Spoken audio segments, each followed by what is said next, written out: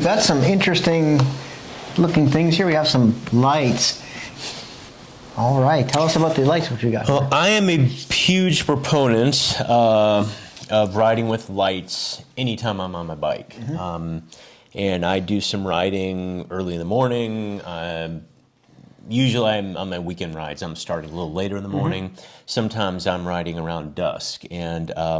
But regardless, I always have lights on. And I'm convinced that it saved me a few times, especially with headlights. Because if you're descending a hill, we've talked about these shaded areas, and a car may be coming out on the street at an angle, and your profile as a cyclist is very narrow. Right. On a car driver's point of view, especially if you're not wearing bright clothing or you're in a shaded spot and your bike is close to the curb, they're not necessarily going to see you. Therefore, I have different kinds of lights I use, and there's all kinds of good technology. I'm not going to recommend one brand over another, but I'll just say more lumens is probably better than less lumens. Correct, yeah. And this one, I actually use two of these on my handlebars. I think my friends all know me because so I've got 10 LED lights.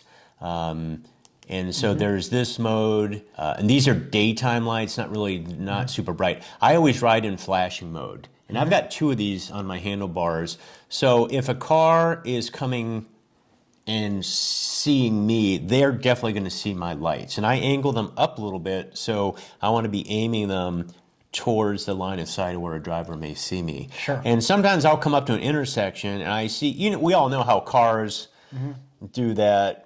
Well, we live in California. We know the California stop where you slow down, but you just kind of keep going. Not that you and I do that. Never know. I call it the California roll. The roll, yeah, thank you. But cars do that. Someone's coming out of their sleepy side street and they're just not used to seeing a cyclist, and they're just going to roll through that stop sign. But if they see, this, and they see one or two of these, that's going to catch their attention. So that 1/10 of a second may save your skin.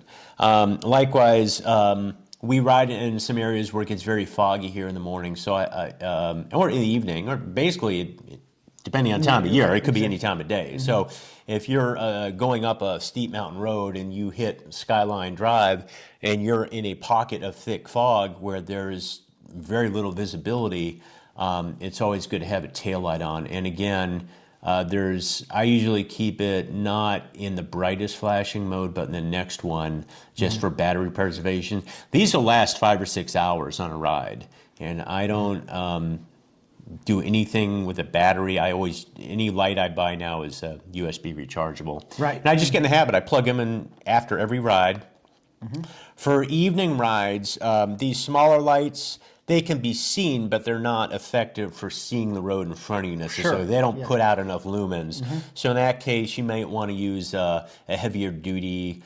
This is actually an older light. It's an Urban 200. Now there's Urban 500, Urban 700. I mean, there's much more powerful technology, but this is a super bright light, and this also has 3 modes. The brighter is, of course, the more your battery. That's a super bright flashing light. So if I've used this during the day, if it's foggy, and that flash catches people's attention as well. Absolutely, so, yeah. It's a little bit heavier light. So during 2 of these, still less than one of this, but better battery power. It's still arrow enough for you, though. Is it what? Arrow enough for you. Yeah, it's arrow. Yeah. Well, at that point, that's really about saving your hide. So, but yeah, I always have a headlight on, a flashing headlight. It could be high noon and it's 90 degrees out on a summer day. I'm riding with headlights on. Oh yeah, I do the same. It's just better safe than sorry. And anything you can do to catch a rider's attention, and you guys noticing, whether you ride a bike now or not, if you're a mile down the road and you see a cyclist coming at you, think about if the cyclist has a flashing headlight, how much faster you notice that cyclist versus someone who's riding near that person that doesn't have a headlight. And you notice that flashing light, you can see some of these a mile away. Or half mile, but you're not going to see that other cyclist without a light until they get pretty close to you. And my bike has a permanently affixed headlight, and it's stupid bright. Yeah. I mean, it's, and it's actually has a high and low beam piece to it. And the high beam is practically equal to my car light. Yeah. It's my car lights are obviously like a little more spread. Yeah. But this has got a really wide spread, and it goes a pretty good distance. Yeah. And I do ride with that, especially when it gets into more urban settings. Oh, yeah. And on side streets, I'll put that on too. Even during the day, it's not just a nighttime thing, because honestly, like, we rode today all through these side streets, and I was telling Jory is that side streets always freak me out. Yeah. It's like you think that you're being most safe by going down a side street, you're not. Yeah. Because you don't know that person's coming out of their car, out of their driveway, or out of the car, they're opening the door, and you're about to get hit. Yeah. You can't be, too close to those parked cars on the side of the road. That's Right. a problem. Yeah, give yourself room to maneuver. In some other countries, I think, have you heard this? I think it's called the Dutch door maneuver, where they actually train the drivers.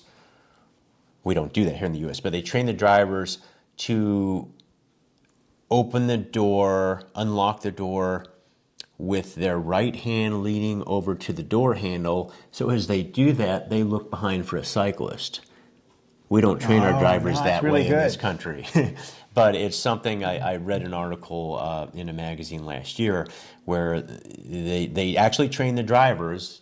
They have better driver's education probably, and I think it's more difficult to get a license in other countries. But as they train to look for cyclists in the more cycling-centric countries. Yeah, especially the.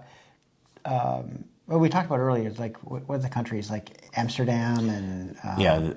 Denmark, Netherlands, Netherlands, a lot they of have the Scandinavian countries, or... Right. Yeah, where there's just a lot more cyclists on the road. A lot more. They have a much better infrastructure for cycling. A lot more people do it. It's more of a way of life than they are for here. But oddly enough, we have been selling bikes in the United States like crazy over this pandemic period.